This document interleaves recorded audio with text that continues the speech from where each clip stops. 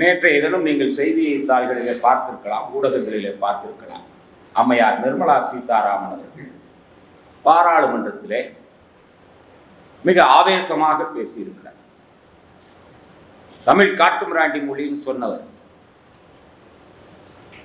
அவரை உங்க கட்சி தலைவராக வச்சுக்கிட்டு, அவர் படத்தை வச்சுக்கிட்டு, தர்மேந்திர பிரதானை மன்னிப்பு கேட்க சொல்றீங்களே அப்படின்லாம் ரொம்ப ஆவேசமா பேசி, பெரியார் பாராளுமன்றத்துக்குள்ளே பேசப்படுவது என்பது இது முதல் முறை அல்ல, பலமுறை பேசப்பட்டிருக்கிறார். அவர் கடைசி வரைக்கும் ஒரு கவுன்சிலராக கூட ஒரு தேர்தலில் நின்னது கிடையாது, ஓட்டுக்கு போனது கிடையாது. ஆனா இந்தியாவுடைய பாராளுமன்றத்துக்குள்ளே அவருடைய பெயர் பலமுறை உச்சரிக்கப்பட்டிருக்கிறது. அண்மை காலமாக கொஞ்சம் கடுமையாக விமர்சன பார்வையோடு உச்சரிக்கப்படும். அது விமர்சனம்னு கூட சொல்ல முடியாது, ஏன்னா விமர்சனம் என்பது வேறு, அவதூறு பிரச்சாரம் என்கிற அளவில் உச்சரிக்கப்படுகிறது. 1973 தந்தை பெரியார் அவர்கள் கடைசி காலகட்டம். அப்போ பெரியார் கோவைக்கு வந்திருக்கிறார். கோவையிலே பொதுக்கூட்டம். அன்றைய மாலை முரசு செய்தித்தாளிலே ஒரு செய்தி வருகிறது. அந்த செய்தியை படித்துவிட்டு இன்றைக்கு தந்தை பெரியார் திராவிடர் கழகத்தினுடைய பொதுச் செயலாளராக இருக்கிற அண்ணன் கோவை ராமகிருஷ்ணன் அவர்கள் அந்த செய்தியை படித்து அதை கொண்டு போய் பெரியார் இடத்துல காட்டுகிறார். பெரியார் உடனே வழக்கம் போல வாங்கி படித்துவிட்டு, இதை பத்தி நான் மேடையில் சொல்லிக்கிறேன், ரொம்ப சந்தோஷம் வந்தோம் அப்படின்ட்டு பாக்கெட்டில் சொல்லி வச்சுக்கிட்டார். என்ன செய்தி அப்படின்னா, அதற்கு முந்தைய நாள் பாராளுமன்றத்திலே பெரியாரை பற்றி பேசப்படுகிறது.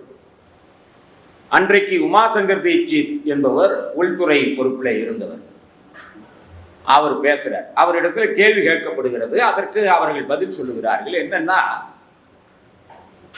தமிழ்நாட்டிலே நீங்கள் இந்திய ஒற்றுமை பற்றி பெரிதாக பேசிக் கொண்டிருக்கிறீர்கள், ஆனால் தமிழ்நாட்டிலே ஒரு மனிதர் ஈவே ராமசாமி என்கிற ஒரு மனிதர் தமிழ்நாடு பிரிய வேண்டும் என்று சொல்லுகிறாரே, தனிநாடு கேட்பேன் என்று சொல்லுகிறாரே,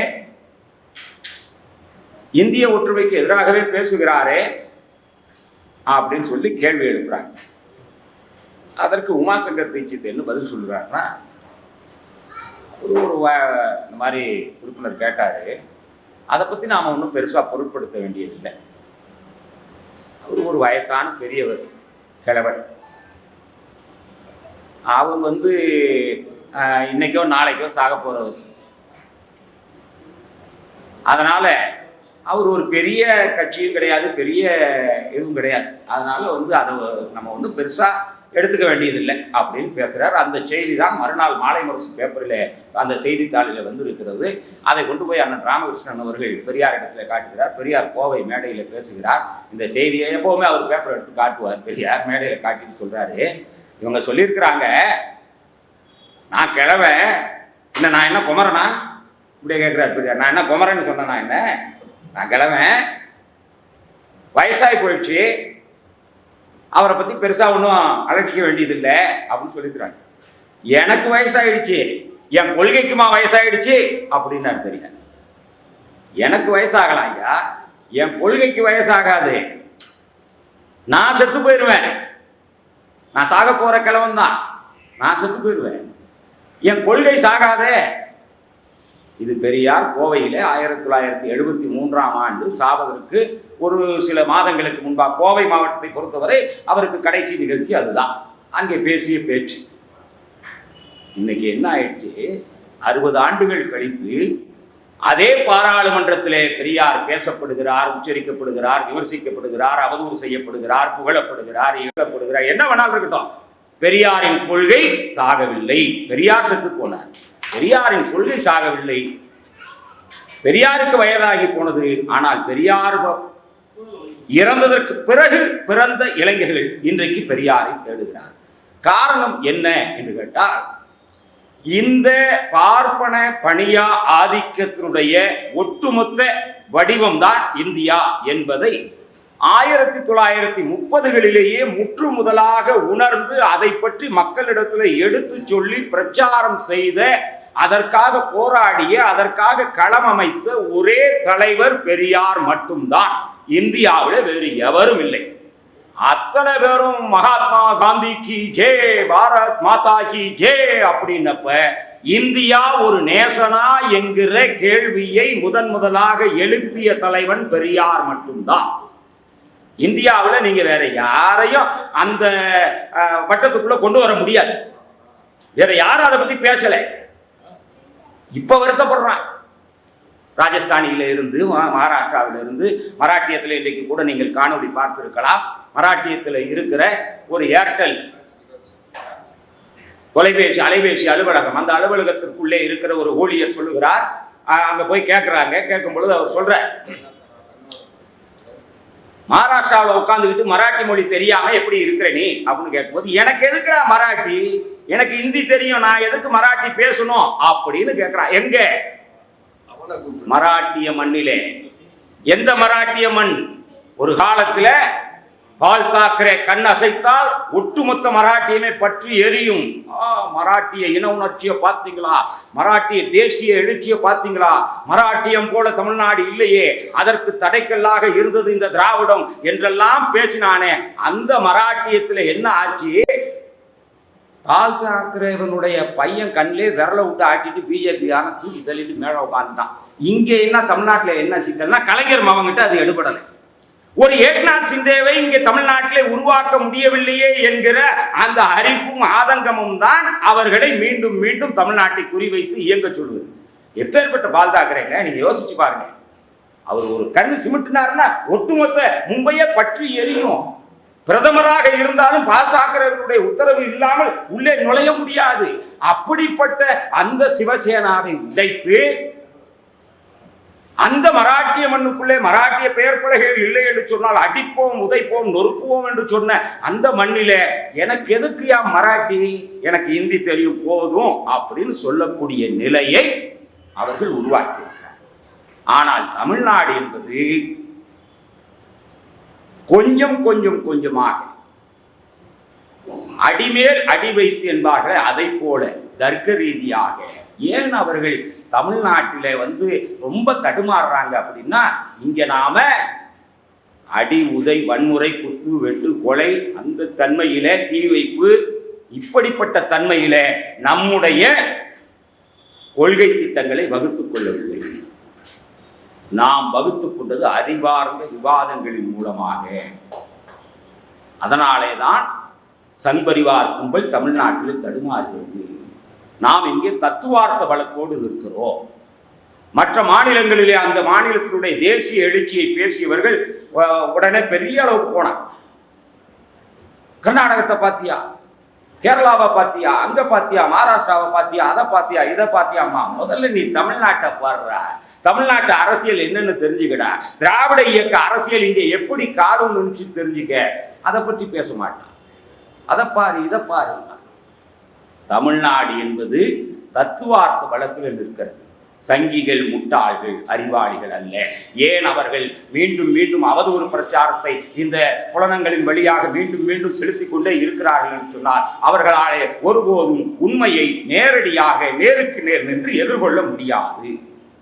அதனாலே தான் அவர்கள் மீண்டும் மீண்டும் தவறான தகவல்களை, வதந்திகளை பரப்பிக்கொண்டே இருப்பார். அந்த வதந்திக்கு பலியாகிறவர்கள் ஒரு சில பேர் இருப்பார். அந்த வதந்திகளை கொண்டு போய் சேர்க்கின்ற ஒரு தூதுவராக, எப்படி அந்த அனுமார் சஞ்சீவி மலையை தூக்கிட்டு போனார்னு சொன்னார் பாருங்க. ஆஞ்சநேயர் பரப்பாரு, ஏபிடி பார்சல் சர்வீஸ் ஓனர், பெரிய சஞ்சீவி மலையை தூக்கிட்டு போவார் இல்ல. அத மாதிரி அந்த பொய் மூட்டைகளை சுமந்து கொண்டு போவதற்கு அனுமார்களை உருவாக்குவான். அப்படி உருவாக்கப்பட்ட அனுமார்களிலே ஒருவன் தான் அண்மை காலத்தில் தெரிந்து கொண்டு இருக்கிற சீமான். அவன் ஒரு விபீஷண ஆழ்வார், சீமானை போன்றவர்கள் அந்த சங்பரிவார் கொடுக்கிற பொய் மூட்டைகளை தூக்கி சுமந்து கொண்டு அவன் நாடு எல்லா பக்கமும் பரப்பிட்டு போவான். எல்லாம் நடக்கும். ஆனா இவர்கள் சொல்லுகிற மொழி, இனம், நாடு, பண்பாடு இந்த அனைத்து தளத்திலும் 30களிலேயே, அதுவும் இந்திய தேசிய போராட்டம் என்பது மிக உச்சத்தில் நடந்து கொண்டிருந்த பொழுது சிந்தித்த தலைவர், மாறுபட்டு சிந்தித்த தலைவர் பெரியார் மட்டும்தான். உப்பு சத்தியாகிரகம் நாடே திரும்பி போகும் பொழுது அந்த உப்பு சத்தியாகிரகத்தினுடைய வேகத்தை பார்த்து ஒட்டுமொத்த இந்தியா வெள்ளக்காரன் எல்லாருமே அப்படியே ஒரு அலட்டி எடுத்துருச்சு. சுயமரியாதை இயக்கத்தில் இருந்த ஜீவா போன்றவர்கள் கூட அதே அப்பா உப்பு சத்தியாகிரகம் விடுதலை போராட்டம் இவ்வளவு வீரியமா நடக்கும்போது நாம என்னங்க இப்படி பண்ணிக்கிட்டு இருக்கிறோம், ரொம்ப பின்தங்கி இருக்கிறோம் அப்படின்னு பெரியாரையே கேட்க வச்சிருச்சு.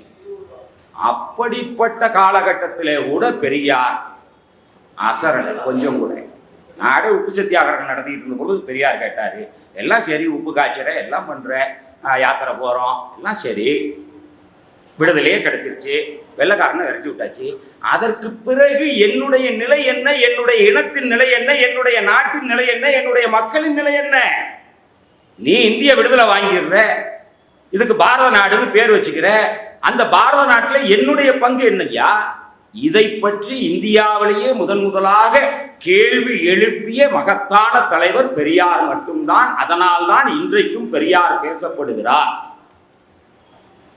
இதை தாண்டி வேற யாருமே சிந்திக்கலங்க. இந்தியாவில் நீங்க எந்த மாநில அரசியல்வாதி, எந்த மாநில தலைவர், யாரை வேணாலும் எடுத்துங்க, இந்தியாங்கிற கட்டமைப்புக்குள்ள எங்களுடைய நிலை என்ன அப்படின்னு கேட்டது திராவிடர் இயக்கம் மட்டும்தான், பெரியார் மட்டும்தான். ஏன் மரமலையடிகளார் கேட்கலையா? ஏன் அவர் கேட்கலையா, இவர் கேட்கலையான்னு ஒரு 4-5 தமிழறிஞர், நாவலர் சோமசுந்தர பாரதியார், இதே பசுமலை பகுதியை சார்ந்த நாவலர் சோமசுந்தர பாரதியார் பேசலையா? தனித்தமிழ்நாடு என்று முழங்கலையா? எல்லாம் பேசினார், ஒரு அளவோடு நின்று விட்டார். அவர்களால் எந்த எல்லைக்கு போக முடியுமோ அந்த எல்லைக்கு போனார்கள், அவ்வளவுதான். அப்படியா? இந்த இடம் அவருடைய நாவலர் பசுமலை சோமசுந்தர பாரதியார் அவர்களுடைய இடம் என்று சொன்னார் தோழர். அந்த இடத்துல நின்று பேசுவது என்பது எப்பேற்பட்ட மகிழ்ச்சி தெரியுங்களா? எப்பேற்பட்ட வாய்ப்பு தெரியுங்களா? திராவிடர் இயக்கம் என்பது பண்பாலே வளர்ந்த இயக்கம் ஐயா, வதந்தியினாலே வளர்ந்தது அல்ல. பேரறிஞர் அண்ணா தீ பரவட்டும் என்கிற புத்தகத்தை நீங்கள் படித்திருப்பீர்கள். அந்த தீ பரவட்டும் என்கிற புத்தகம் என்பது எது குறித்து என்று சொன்னால், தந்தை பெரியார் ராமாயணத்தை எரிக்க வேண்டும், ராமாயணம் என்பது புழுகு மூட்டை, ராமாயணம் என்பது வடவர் பண்பாட்டை நமக்கு கொண்டு வந்து சேர்க்கிறது என்று பெரியார் அவர்கள் போர்க்கொடி உயர்த்திய போது அதை வலியுறுத்தி, அதை நியாயப்படுத்தி, அதில் இருக்கக்கூடிய தர்க்க நியாயங்களை மக்களிடத்தில் எடுத்துச் சொல்வதற்காக புறப்பட்டவர் பேரறிஞர் அண்ணா. அப்படி நாடு முழுக்க ஒரு கருத்து புயலை, ராமாயணம் என்பது எந்த அளவிற்கு இந்த மக்களை இழிவுபடுத்துகிறது என்பதை பற்றியெல்லாம் மக்களிடத்தில் எடுத்துச் சொல்லி ஒரு பெரிய விவாதம் நடக்குது. இதுல என்னன்னு கேட்டீங்கன்னா, இந்தியா முழுக்க ராமாயணத்தை பல்வேறு பார்வையிலே பார்த்தவர்கள் இருக்கிறார். பல்வேறு பார்வையிலே பார்த்தவர்கள். நாவலர் சோமசுந்தர பாரதியார் இந்த இடத்தின் அவர் வாழ்ந்த வீடு என்று சொல்லுகிறார்களே, நாவலர் சோமசுந்தர பாரதியார் கைகேயின் நிறையும் தசரதன் குறையும் என்கிற ஒரு புத்தகத்தை எழுதியிருக்கிறார். ராமாயணத்தை கைகேயின் பார்வையில இருந்து பார்த்தவர். அந்த ராமாயணத்தை லட்சுமணன் பார்வையிலிருந்து பார்த்தவர்கள், ராமாயணத்தை சீதையின் பார்வையிலிருந்து பார்த்தவர்கள், ராமாயணத்தை லவா குசா போன்ற அவர்கள் ராவனுக்கு பிறந்த மகன்களின் பார்வையில் பிறந்தார்களா இல்லையா என்பது அதுக்கு போனோம்னா அந்த புராணம் பெரிய புராணமா போயிடும். அந்த லவகுசா என்கிற தன்மையில இருந்து பார்த்த அவர்களுடைய பார்வையிலிருந்து பார்த்தவர்கள், இப்படி தசரதன் பார்வையிலிருந்து ராமாயணத்தை அணுகியவர்கள், இப்படி நிறைய ராமாயண பிரதியை அவரவர் பார்வையிலிருந்து அணுகியிருக்கிறார். ஆனால் இந்தியாவிலேயே முதலாக ராமாயணத்தை ராவணனின் பார்வையில் இருந்து அணுகிய ஒரே இயக்கம் திராவிடர் இயக்கம்தான். ஒரு விஷயத்த யார வில்லன்னு நீ கட்டமைக்கிற, அந்த வில்லனின் பார்வையிலிருந்து அந்த கதையை எடுத்து சொல்வது என்பது சாதாரணமான சங்கதி அல்ல. ஏன்னா ராமன்னா யார் தெரியுமா, ராமாயணம்னா என்ன தெரியுமாங்கிற இந்த மக்கள் மத்தியிலே தான் வீட்டு பிள்ளைக்கு ராவணன், மேகநாதன், இந்திரஜித் என்று பெயர் வைக்கிற பண்பாட்டை உருவாக்கியவர் பெரியார், பேரறிஞர் அண்ணா. இந்த இயக்கம் இன்றைக்கு அந்த பெயர்கள் எல்லாம் மறைந்து போய்விட்டது. 50 வயது கடந்த பெரியவர்களுக்கு பெயர் வைப்பதிலேயே பெரும் புரட்சியை செய்த இயக்கம் திராவிட இயக்கம். எனவே அப்படிப்பட்ட நிலையிலே இந்த தீ பரவட்டும் என்கிற ராமாயணம் குறித்தான விவாதத்தை நிறைய இடங்களிலே பொதுவான தன்மையில இருக்கிறவர்கள் ஏற்பாடு செய்கிறார். பொது தன்மையில விவாதாரங்கள். ஏன்னா அன்றைக்கு இந்த சங்பரிவார் கும்பல் இல்லை. ஒன்று கத்தறதுக்கோ வதந்தியை கிளப்புறதுக்கோ சங்பரிவார் கும்பல் இல்லை. அன்றைக்கு இருந்தவர்கள் உள்ளபடியே ஆன்மீக பெரியவர்கள். அந்த ஆன்மீக பெரியவர்கள் என்ன ராமாயணத்தை பெரியார் எரிக்க சொல்றாரு, ராமாயணத்தை புறக்கணிக்கணும்னு சொல்றாரு அப்படின்னு இதற்காக விவாத அரங்கத்தை ஏற்பாடு செய்கிறார்கள். அப்படி விவாத அரங்கத்தில் பேரறிஞர் அண்ணா பேசினார். அப்படி பேசும் பொழுது ராபி சேதுப்பிள்ளை அவர்களோடு பேரறிஞர் அண்ணா அவர்கள் விவாதித்தார்கள்.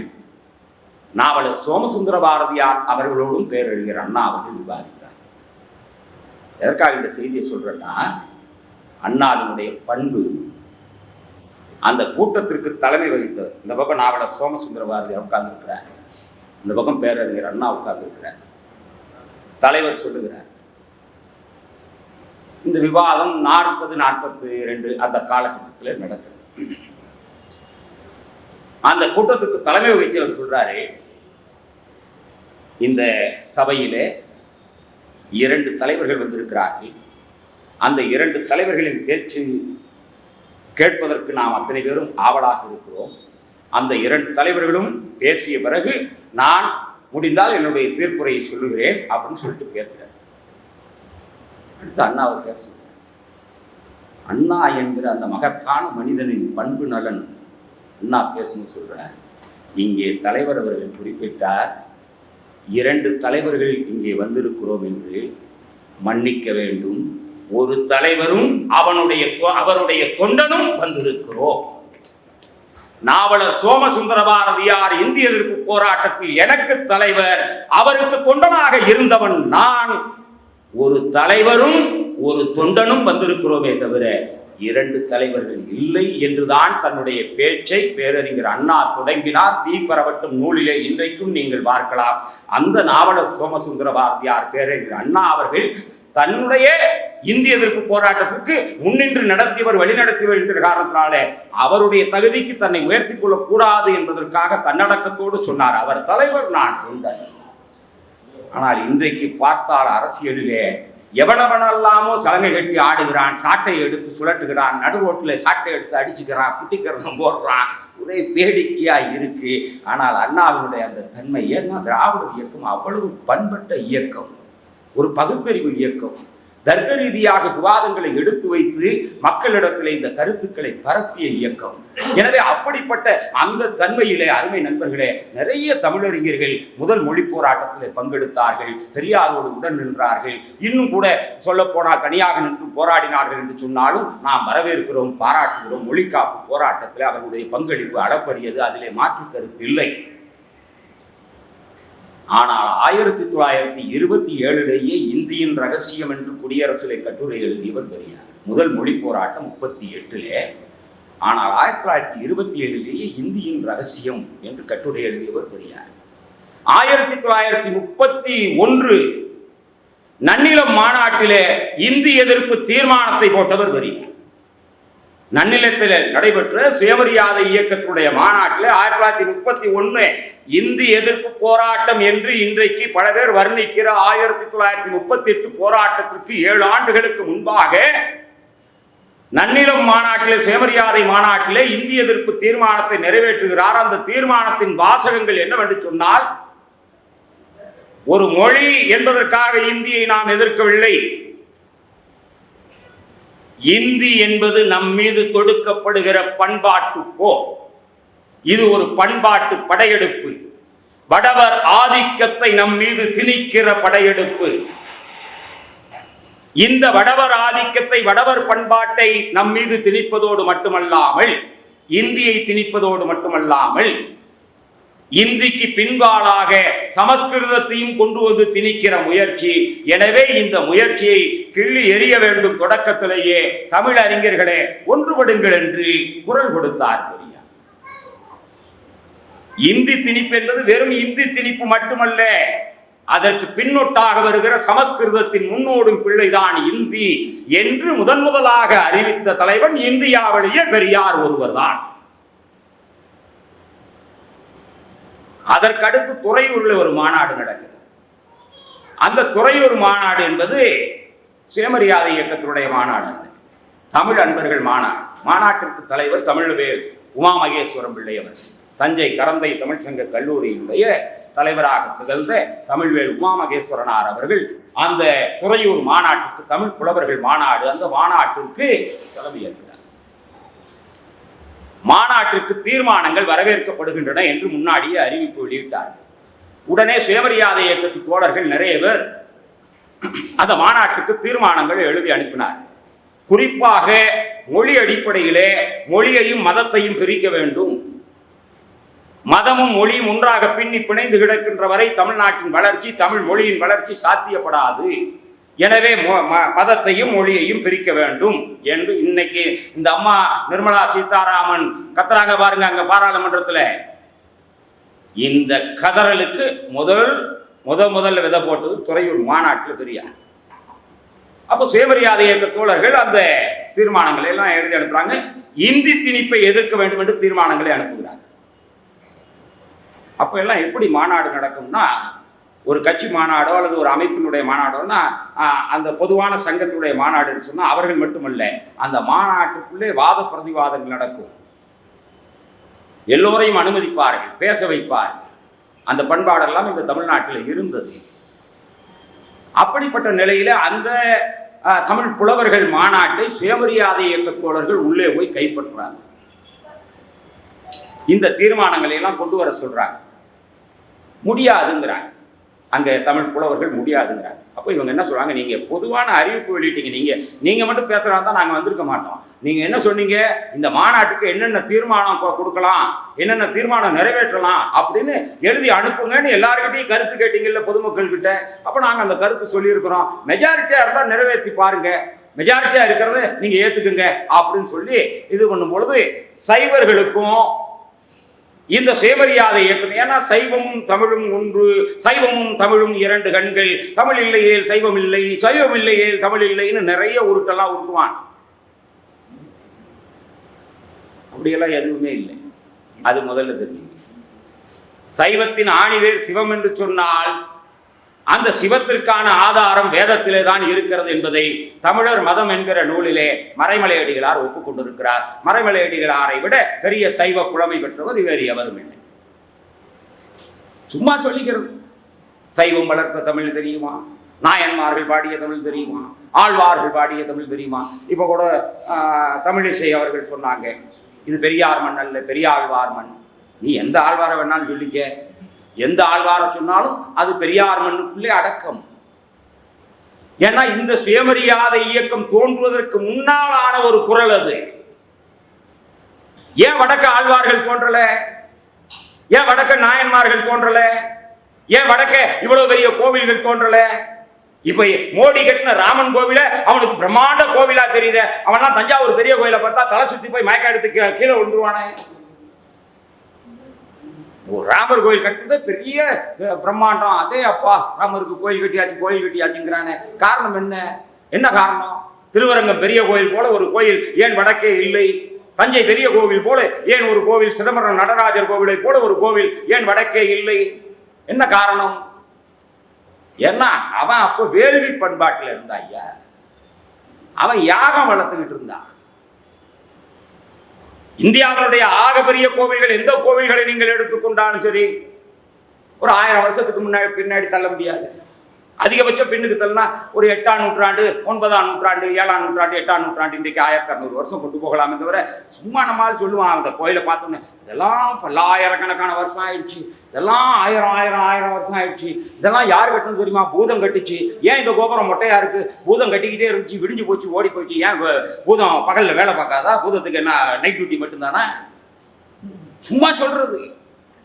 ஏன் இது மொட்டையா அந்த இடத்துல கல்லோடு அப்படியே நிற்குதுன்னா பூதங்கள்லாம் எடுத்து, ஏன்னா அவனுக்கு அன்னைக்கு இருந்த நம்ம மக்களுக்கான சிந்தனை போக்கு, இவ்வளவு பெரிய கற்களை எல்லாம் தூக்கி வைத்து மனிதர்களாலே கட்டியிருக்க முடியாது, ஏதோ ஒரு பூதம் பேய் பிசாசு இதுங்க தான் கட்டியிருக்கும் அப்படின்னு இவனா நினைச்சுக்கிட்டான். பூதம் கட்டிச்சு பாதியோட விட்டுட்டு போயிடுச்சு விடிஞ்ச உடனே, அதனாலதான் இது மொட்டையா நிற்கிது அப்படின்னு.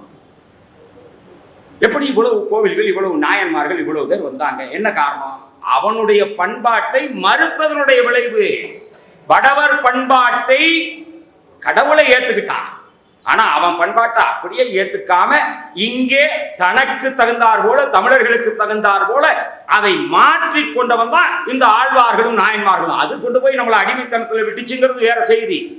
பெரியார் அதை மிக கடுமையாக விமர்சித்திருக்கிறார். ஆனால் அவனுடைய பண்பாட்டை அப்படியே ஏற்றுக்கொள்ளவில்லை.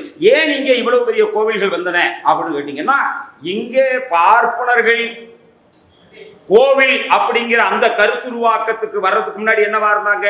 அக்னிஹோத்திரிகளா இருந்தாங்க, யாகம் வளர்த்தாங்க, வேள்வி பண்பாடு மட்டும் வச்சிருந்தாங்க. அது இங்கே மெல்ல மெல்ல ஊடுருவு. சங்க காலத்திலேயே பல்யாக சாலை, முதுகுடுமி பெருவழுதி எல்லாம் நாம் பார்க்கிறோம். அப்ப அதை ஊடுருவும் பொழுது அது ரொம்ப எடுபடலை. அந்த யாக பண்பாடு இங்க எடுபடலை, அந்த வேள்வி பண்பாட்டை இங்க இருக்கிறவங்க ஏத்துக்கல. ஏன் ஏத்துக்கல, ஏன் அது எடுபடலை அப்படின்னா, அவர்களுக்கு முன்பாகவே இங்கே பௌத்தமும் சமணமும் நுழைந்து விட்டது. பௌத்தமும் சமணமும் வந்து அவங்க என்ன பண்றாங்க, அங்கங்க பள்ளிகளை ஏற்படுத்துறாங்க. இன்னைக்கு நாம பள்ளிக்கூடம், பள்ளி அப்படின்னு சொல்றோம்னாவே அது சமணர் கொடுத்த கொடை. சமணர்கள் கற்பிப்பதை ஒரு கொடையாகவே செய்தார். அவர்களுடைய வீடுகளிலே திருமணங்கள் ஏதும் நடைபெற்றால், நல்லது கெட்டது நடந்தால் அவர்கள் என்ன பண்ணுவாங்களாம், பழைய ஏடுகள் இருக்கு இல்லையா, இப்ப இருக்கிற மாதிரி ஆயிரக்கணக்கில் பிரிண்ட் போட முடியாது, ஓலைச்சுவடியில தான் எழுதணும். கூலி கொடுத்து அந்த ஓலைச்சுவடியை மூலப்பிரதியிலிருந்து ஒரு 100 பிரதி, 100 பேரை உட்கார 100 பேர் எழுதணும். 50 பிரதி வேணும்னா 50 பேர் எழுதணும். அப்படி 50 பேருக்கு கூலி கொடுத்து அந்த ஓலை பிரதிகளை எழுதி மறுபிரதி எடுப்பார்கள். இதை ஒரு அறமாக, இதை ஒரு தொண்டாகவே சமணர்கள் செய்து வந்திருக்கிறார்கள். அதனாலேதான் தமிழிலே மிகப்பெரிய காப்பியங்கள் எல்லாம் பெரும்பாலும் சமணப்படையாக இருப்பதற்கு காரணம் இதுதான். எனவே இந்த சமண பண்பாடு, பௌத்த பண்பாடு இங்கு வந்ததற்கு பிறகு இங்கு வந்து பார்த்தா இவர்களுடைய வேள்வி பண்பாடு எடுபடாமல் போனதுனாலே தான் அவங்க வந்து ஒரு பிரச்சார முறையை கைகொள்றாங்க. சமணர்களும் பௌத்தர்களும் ஒரு இடத்துல இது போல மக்களை கூட்டி வச்சு சங்கம் என்கிற பேராலே, பள்ளி என்கிற பேராலே அவங்க எல்லாம் கூட்டி வச்சு கருத்துக்களை சொல்றாங்க. மக்கள் இடத்துல இந்த கருத்து போய் சேருது. இவன் பாப்பான் வந்து வெறும் யாகத்தை பண்றான், அரசர்களை அண்டி. ஆனா இவங்க மக்களை தேடி போறாங்க. அப்ப இந்த மக்கள் அலையலையாக பௌத்த கருத்துக்களையும் சமண கருத்துக்களையும் ஏற்று போவதை பார்த்து பார்ப்பனர்கள் இங்கே வந்து தங்களை கொஞ்சம் இலகுவாக்கிக்கிறான். இந்த வேள்வி பண்பாடை விட்டுட்டு இவங்களை மாதிரி ஒரு இடத்துக்கு மக்களை கொண்டு வந்து சேர்க்கறதுக்கு என்ன பண்றதுன்னு பார்க்கறான். கோவில்களை உருவாக்குகிறான். தமிழர்களுடைய கட்டிட அந்த பொறியியல் அறிவு, திறமை மிக பிரம்மாண்டம். ஏன்னா நம்மால் எதை செஞ்சாலும் பிரம்மாண்டமா செய்வான். சமணர்கள் பாறைகளை குடைந்து உள்ளே உட்கார்ந்து அவர்கள் அந்த பள்ளிகளை நடத்தி கொண்டிருந்த பொழுது, பௌத்தர்கள் அதை போல மடங்களை கட்டி மடாலயங்களிலே மக்களை திரட்டி கருத்துக்களை போதித்துக் கொண்டிருந்த பொழுது பார்ப்பனர்கள் மிகப்பெரிய கோவில்களை உருவாக்க தொடங்கினார்கள். பெரிய கோவில்கள் கட்டப்பட்டது. தமிழர்களுடைய அந்த பாரம்பரிய பண்பாட்டின்படி பிரம்மாண்டமான கோவில்கள் எழுப்பினா. வடக்கே ஏன் இல்லை என்று சொன்னா, வடக்கே இந்த பார்ப்பனர்களுடைய பண்பாட்டை அப்படியே ஏற்றுக்கொண்டார். தமிழ்நாட்டை பொறுத்தவரை அதை கொஞ்சம் மாற்றத்தோடு தான் ஏற்றுக்கொண்டார். அவனுடைய வேத கருத்துக்களை இவன் அப்படியே ஏற்றுக்கொள்ளும். இவன் அதற்கு ஒரு தனியாக ஒரு கதையை வைத்துக் கொண்டார். எனவே அந்த தன்மையிலே தான் நண்பர்களே நாம் எப்பொழுதுமே வடவர் பண்பாட்டை எதிர்ப்பதிலே முன்வரிசையில் நின்றிருக்கிறோம். அந்த மரபின் தொடர்ச்சியிலே மிகப்பெரிய எழுச்சியாக வந்தவர் தான் பெரியார். அந்த பெரியார் சொல்கிறார், இந்த சமஸ்கிருதத்தை கொண்டு வந்து இங்கே திணிப்பதற்கு, வடவர் பண்பாட்டை திணிப்பதற்கு தான் இவர்கள் இந்தியை முன்னோட்டாக திணிக்கிறார்கள் என்று.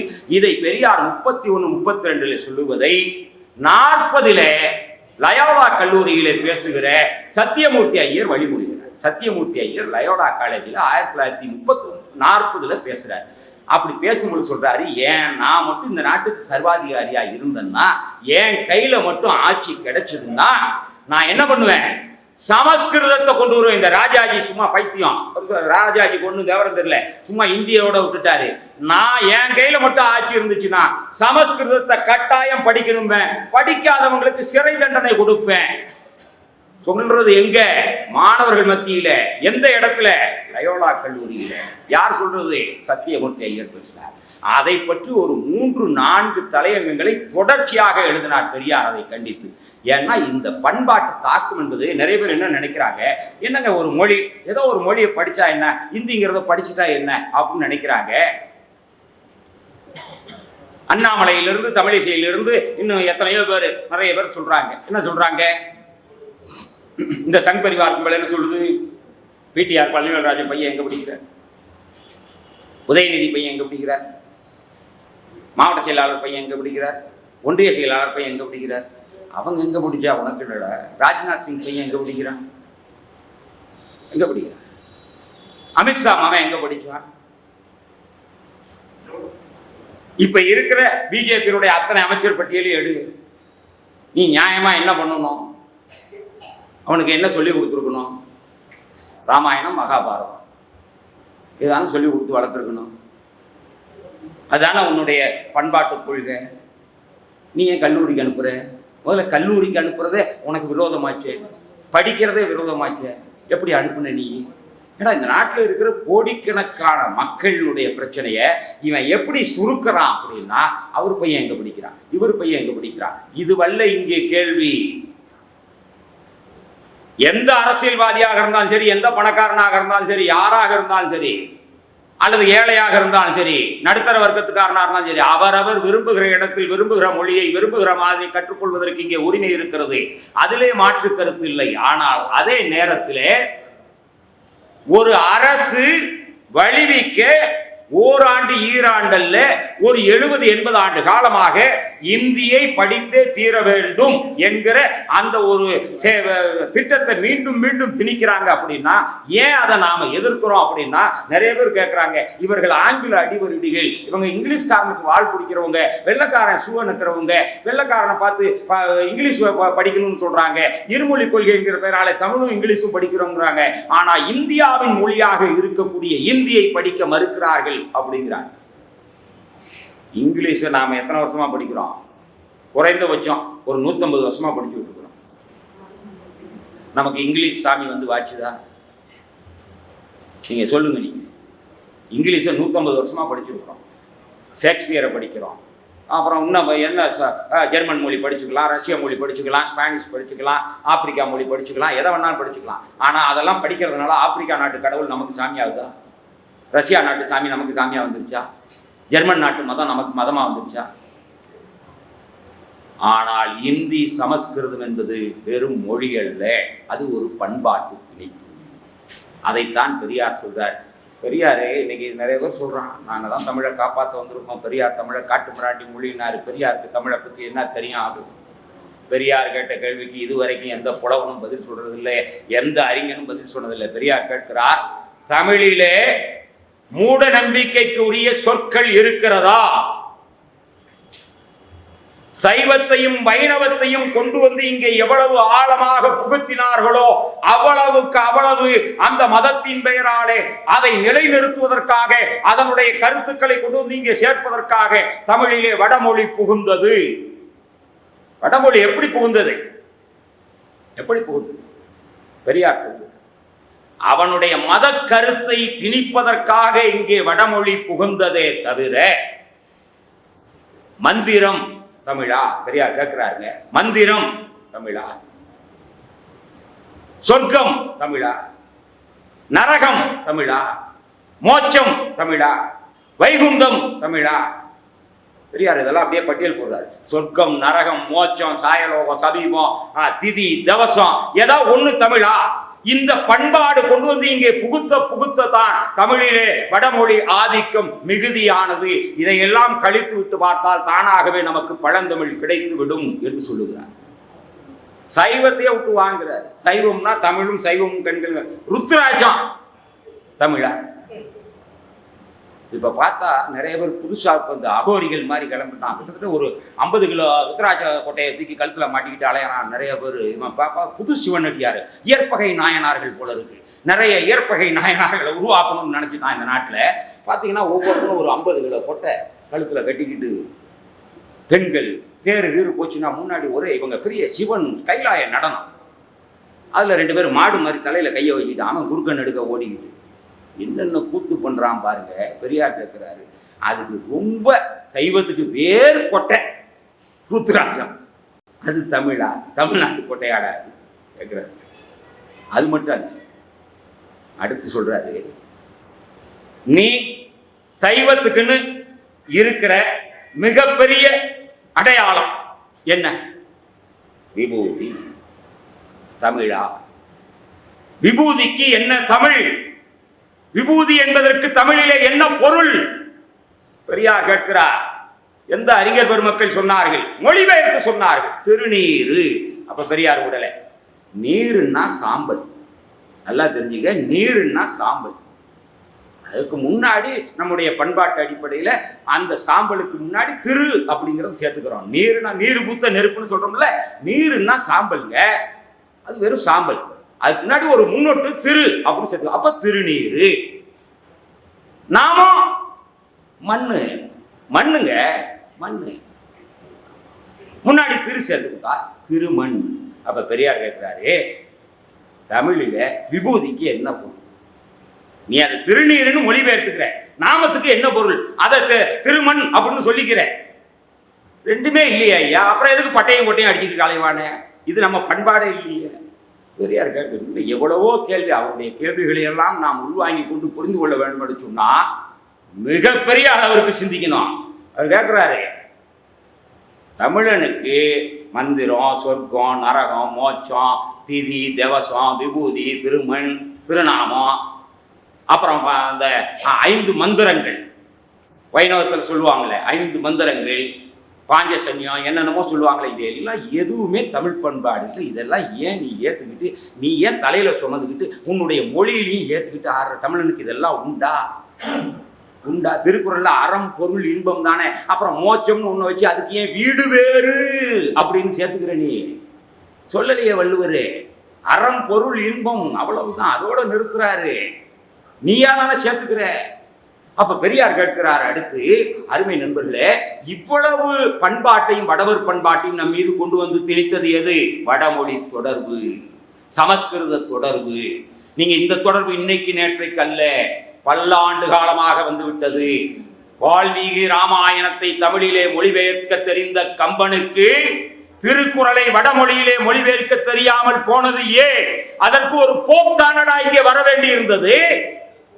உலகம் முழுக்க திருக்குறளை கொண்டு போய் சேர்ப்பதற்கு உனக்கு கம்பனுக்கு தெரியும் இல்ல? அந்த காலத்து புலவன் அத்தனை பேருக்கும் வடமொழியும் தெரியும், தமிழும் தெரியும் என்று சொல்லுகிறானே. அப்படி இருக்கும் பொழுது தமிழிலே இருக்கிற உயரிய நூல்களை எவனாவது, எந்த புலவனாவது வடமொழியில் மொழிபெயர்த்தானா?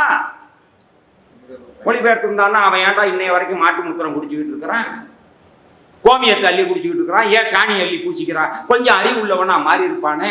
ஆனா வடக்க இருக்கிற காவியங்களை எல்லாம் தமிழிலே மொழிபெயர்த்தார். இதையெல்லாம் தான் பெரியார் கண்டித்தார். வடமொழி தொடர்பை நீக்குக என்று சொன்னார். அந்த வடமொழி தொடர்பு இன்றைக்கு அருமை நண்பர்களே இந்தியின் வடிவிலே வருகிறது. என்றும் இந்தி திணிப்பை என்றும் எதிர்ப்போம்னார் கலைஞர். அதுதான் ஒரு அருமையான கருத்து. அவர் பெரியாரின் மாணவர், அண்ணாவின் தம்பி என்பதற்கு ஒரு உதாரணம். இந்தி திணிப்பை எதிர்ப்போம் என்று சொல்லலை. எதிர்ப்போம்னா முடிஞ்சு போச்சு. இந்தி திணிப்பை என்றும் எதிர்ப்போம்னு. என்றும் என்ன அர்த்தம்? அவன் என்னைக்கும் திணிச்சுக்கிட்டே இருப்பான், நாம என்னைக்கும் எதிர்த்துக்கிட்டே இருப்போம். நன்றி, வணக்கம்.